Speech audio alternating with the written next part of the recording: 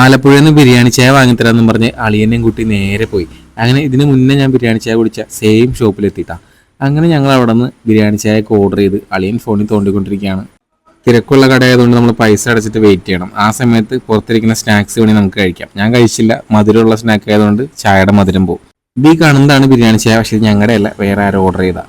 പിള്ളേർക്ക് 2 boost order ചെയ്തു. അതിനുശേഷം ഞങ്ങളുടെ ബിരിയാണി ചായ വരവിനായി വെയിറ്റ് ചെയ്തു. ബിരിയാണി ചായ എന്ന് പറഞ്ഞു കഴിഞ്ഞാൽ അത്ര വലിയ സംഭവം ഒന്നുമല്ല. നിങ്ങൾ നോക്കിയേ, പാലിങ്ങനെ കുറുക്കി എടുത്തിട്ട് ഇങ്ങനെ ഒഴിച്ചു കൊടുക്കും. ചൂട് പാലിങ്ങനെ ഒഴിച്ചു കൊടുക്കും. അതിനുശേഷം ഇങ്ങനെ ചായപ്പൊടി ജസ്റ്റ് മിക്സ് ചെയ്തിട്ട് ഇങ്ങനെ റൗണ്ടിൽ ഇറ്റിച്ച് ഇങ്ങനെ കൊടുക്കും. 2 ഗ്ലാസ്സിൽ ഇങ്ങനെ ഇറ്റിച്ചിട്ട് നമുക്ക് തരും. അതിൽ നമ്മൾ കുടിക്കേണ്ട ഒരു കാര്യമുണ്ട്. ഇത് വളരെ പതിയാണ് കുടിക്കേണ്ടത്. അവർ ഇനി ഒരു പഞ്ചസാരേൻ്റെ മുകളിലിടാൻ ചാൻസ് ഉണ്ട്. കണ്ട, പഞ്ചസാര ഇട്ടിട്ടുണ്ട്. ഇനി നമുക്ക് തന്നു. അപ്പോൾ ഇത് പതിയെ വലിച്ചു കുടിക്കണം. എന്നാലാണ് നമുക്ക് അതിൻ്റെ ആ ഒരു ടേസ്റ്റ്, ആ ചായപ്പൊടി അതിൻ്റെ ഇങ്ങനെ ഇറങ്ങി വന്നിട്ട് ആ ചായയുടെ ഒരു ടേസ്റ്റായിട്ട് വരുള്ളൂ.